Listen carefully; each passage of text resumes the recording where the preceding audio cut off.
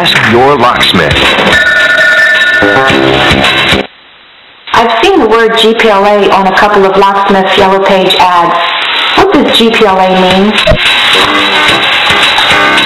GPLA is a trade association of qualified, ethical, professional locksmiths who are actively engaged in supplying, servicing, or installing locks, keys, and all related lines of the security industry.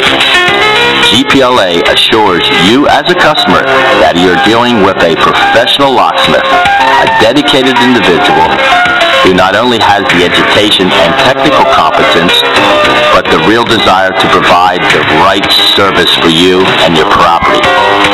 So how do you know you're dealing with a GPLA member? First, look in the Yellow Pages for a locksmith who uses the GPLA symbol or logo.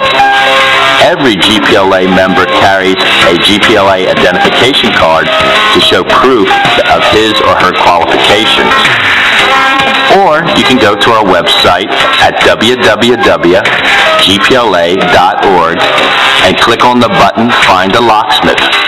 Insert your zip code and you will find a list of the GPLA members that are closest to you. Many of our members have taken the test to study special interest areas such as safes, automotive security, and other areas.